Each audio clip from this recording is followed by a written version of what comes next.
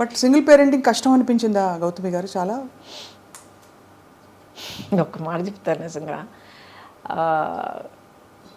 కష్టం ఏంటో నాకు తెలియదు, కానీ చాలా విధాలుగా it was easier for me. Because ఇద్దరు కాన్ఫ్లిక్ట్ ఆఫ్ ఒపీనియన్ లేదు, కరెక్ట్. ఆ తర్వాత ఒక కన్సిస్టెన్సీ ఉండింది. అండ్ ఇప్పుడు దాకా అమ్మ అంటే అదంతే, షీ నోస్. అమ్మ ఒక మాట అందంటే షీ మీన్స్ ఇట్ అనేది తెలుసు తనకి. నో అని అంటే నో, వీల్ సీ అంటే నిజంగా we'll see, I'll do my best అన్నది. ఎందుకంటే lot of parents we'll see అని చెప్తే అది తర్వాత అంతే, అది గాంధీ లెక్క. అది కాదని. So there are certain things that I can be counted on, I will say what it is అనేది. ఆ కన్సిస్టెన్సీ పిల్లలకి మనం చాలా ఇంపార్టెంట్ అని మనం ఇవ్వాలి. మీరు చాలా బోల్డ్ చాయిసెస్ చేశారు మీ లైఫ్లో, అంటే డెసిషన్స్ కావచ్చు. We live in a world where love and marriage are glorified. But రెండు చోట్ల perhaps is it fair to say మీరు హార్ట్ బ్రేక్ ఫేస్ చేశారని? Because all of us have faced at some stage, I'm sure. చూసేవాళ్ళు, నేను, మీరు అందరికీ heart break అయి ఉంటుంది ఏదో టైంలో. హార్ట్ బ్రేక్ లైఫ్లో ఇన్వాల్వ్ అయ్యి పూర్తిగా బ్రతికి వస్తే డెఫినెట్గా హార్ట్ బ్రేక్ ఉంటుంది గ్యారంటీ. ఏమన్నా మీకు ఇప్పటికీ బిట్టర్ మెమరీస్ ఏమైనా ఉంటాయి మీ హార్ట్ బ్రేక్ అయినా? There's no bitterness. ఇప్పుడు దాకా మీరు అడిగారంటే do you regret anything? I don't regret my decisions, I don't. Because అవన్నీ అవునా అలా జరగకుండా ఉండుంటే బాగుండేది. ఏది జరగకుండా అంటే వాట్ ఎవర్ అసలు ప్రేమించడమే తప్పంటారా, లేక బయటికి కొన్ని జరిగిన విషయాలు జరిగిన పద్ధతిలో జరగకుండా ఉండుంటే బాగుండేది. బట్ జరిగాయి. సో జరిగిన దాని గురించి కూర్చొని ఆలోచించి బాధపడిపోయి ఐ విష్ వాట్ ఇఫ్ ఇదంతా టైం వేస్ట్ అండి. ఇప్పుడు నేను ఇలా కూర్చుని మీ ముందర ఈ యాటిట్యూడ్తో, ఈ కాన్ఫిడెన్స్, ఈ స్ట్రెంగ్త్, ఈ సాలిడిటీతో నేను మాట్లాడగలుగుతున్నాను అంటే ఇన్ని దాటుకొచ్చి, ఇన్ని ఫేస్ చేసుకొచ్చి, అర్థం చేసుకుని నిలదొక్కుని వచ్చాను కనుక నేనుగా ఉన్నాను. So every part that has made me who I am is precious to me, అంతే. ఇట్స్ యాక్చువల్లీ వెరీ, అంటే మీరు చాలా ఓపెన్గా ఉన్నారు. I watched your previous interviews also. కొన్ని సందర్భాల్లో రాయబడినవి అని చూశాను. మీరు చాలా గ్రేషియస్గా హ్యాండిల్ చేస్తూ వచ్చారు. కానీ అప్పట్లో ఒక సొసైటల్ రేడార్లో ఉండడం అన్నది కొంచెం కష్టతరమైన విషయమే కదండి. లేదండి, యాక్చువల్లీ మనకి అంటే సహజీవనం మన భారత సమాజంలో అంత తొందరగా ఆమోదించరు. Of course the stature of the individuals matters a lot. So I beg to differ a little bit. I think మనం ఏం చేసినా కూడా లైఫ్లో ఒక సొసైటీ తాలూకా ఎక్స్పెక్టేషన్స్కి ఆపోజిట్గా లేకపోతే టాంజెన్షియల్గా మనం ఒక డెసిషన్ తీసుకున్నప్పుడు ఎప్పుడు సొసైటీ నుంచి కొంచెం జరుపుకుంటుంది. అబ్బా ఏంటి అందరూ ఎలా వెళ్తున్నప్పుడు తను మాత్రం ఏంటి అలాగ వెళ్తుంది అన్న ఒక ఫస్ట్ నోటీస్ ఉంటుంది. But after that depends on మీరు మిమ్మల్ని ఎలా కండక్ట్ చేసుకుంటున్నారు, మీ ఇంటెగ్రిటీ ఏంటి, మీ బిహేవియర్ ఎలాగుంది, మీ డిగ్నిటీ మీరు ఎలా కాపాడుకుంటున్నారు. అంతే కదా, that is what's more important. So it's not just లైఫో లేకపోతే ఫ్యామిలీయో దాని గురించి మాత్రం కాదు, ప్రతి డెసిషన్లో చాలా ఇంపార్టెంట్ అంటాను నేను. ఇప్పుడు క్యాన్సర్ వచ్చింది నాకు, ఒక 3-4 డిఫరెంట్ వేస్ హ్యాండిల్ చేసి ఉండొచ్చు. ఎలా తెలుసుకున్నారు అసలు? నేనే తెలుసుకున్నాను అండి, సెల్ఫ్ ఎగ్జామ్ చేస్తూ ఉండేదాన్ని. ఎందుకంటే యాజ్ ఐ సెడ్ బిగినింగ్ నుంచే నేను సింగిల్ పేరెంట్ని. సో నా ఫోకస్ మొత్తం పాప మీద ఉండింది. ఎలాగంటే ఇప్పుడు నాకు ఏమైనా అయితే రేపు తన గత ఏంటి, అవును మా అన్నయ్య ఉన్నాడు కానీ ఎక్కడో అమెరికాలో ఉన్నాడు.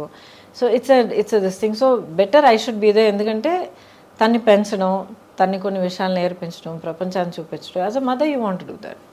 So I have to take care of myself. నన్ను నేను ఇప్పుడు జాగ్రత్తగా చూసుకుంటేనే నేను ఇంకా ఉండగలుగుతాను తన కోసం అనే దాంట్లో నా హెల్త్ని కొంచెం గమనించడం మొదలుపెట్టాను అనమాట. యాన్యువల్ చెకప్స్కి వెళ్ళాలి ఇవన్నీ.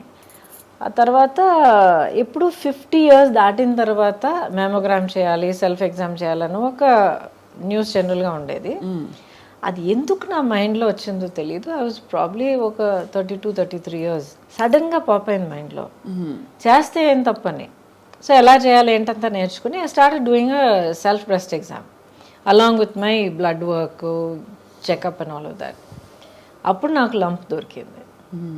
లంప్ దొరికినప్పుడు డాక్టర్ దగ్గరికి వెళ్ళి ఒక్కొక్క టెస్ట్ చేసి వెతుక్కుని నెక్స్ట్ ఏంటి అని అడుక్కుంటూ వెళ్తే ఒక్కొక్క టెస్ట్ క్యాన్సర్కి పాజిటివ్గా రావడం మొదలుపెట్టింది. అమ్మ బాబోయ్.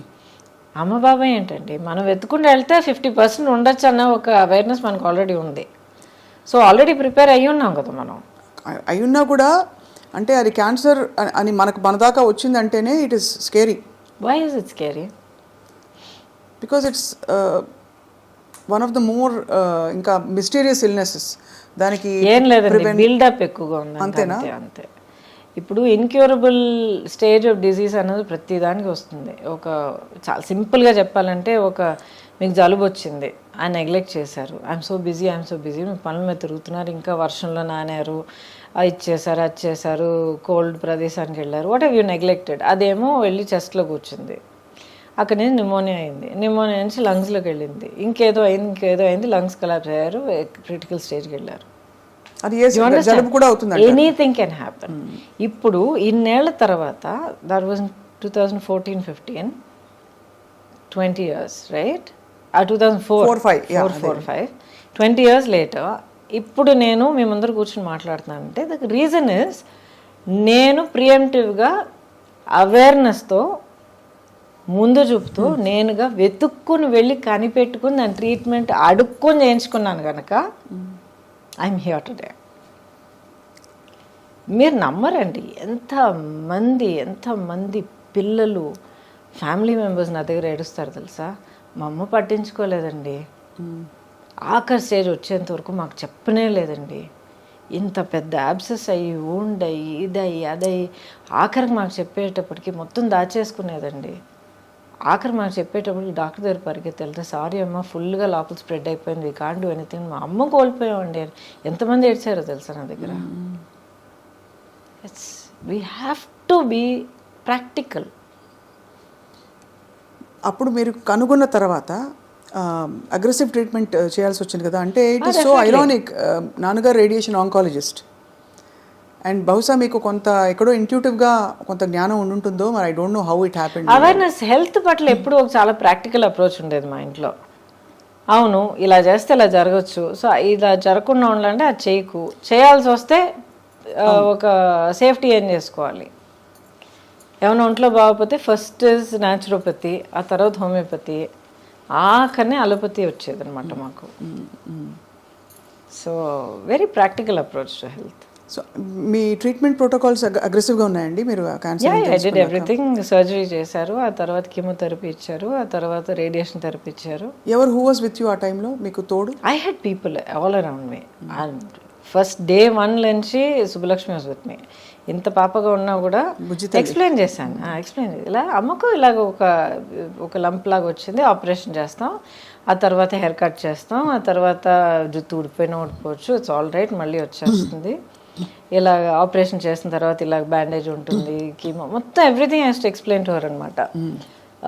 స్కూల్ ఫినిష్ చేసుకుని, కిండర్గార్టెన్ స్కూల్ ఫినిష్ చేసుకుని వచ్చి హాస్పిటల్ బెడ్ మీద పడుకుని కార్టూన్ చూస్తూ ఉండేది, ఇక్కడ కీమో ఎక్కుతూ ఉండేది. So that was always the anchor అండి, always the anchor. After that I had people. మా ఆంటీ యాక్చువల్ మా పిన్ని గారు బెంగళూరులో ఉంటారు.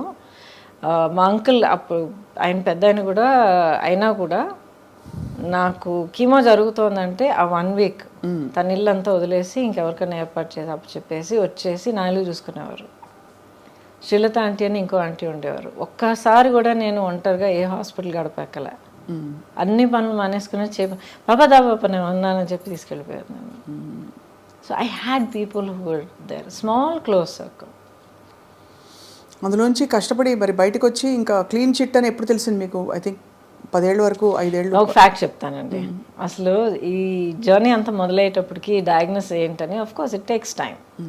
అది మనలో మనం కన్ఫ్రంట్ చేసి యాక్సెప్ట్ చేసుకొని, ఒకవేళ ఇది ఇలా జరిగితే అది అలా జరిగితే ఏమవుతుంది, ఏం ప్లాన్ చేయాలి, పాపకి ఏం సేఫ్టీ చేయాలి, ఇదంతా మనం ప్లాన్ చేసుకుని మన డెత్ అనేది మనం ఫేస్ చేసుకుంటే ఎక్కడో మనలో మనం ఫ్రీ అయిపోతాం.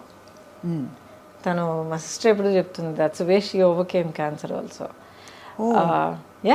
Her story very interesting, you should hear, it's very inspiring. అయిపోయిన తర్వాత chat with her, it might be interesting for you. But అది ఎప్పుడు నేను ఫేస్ చేశానో సడన్లీ మైండ్లో ఏదో ఒక ఫ్రీడమ్ వచ్చిందనమాట. వెళ్ళి ఫస్ట్ డాక్టర్ గీతా అర్జున్ అని చెప్పి ఆవిడే నా OBGYN, అమేజింగ్ డాక్టర్ అనమాట. షీ సెడ్, గౌతమి, ఎవరికైనా క్యాన్సర్ రావాలంటే ఇలాంటి క్యాన్సర్ రావాలి.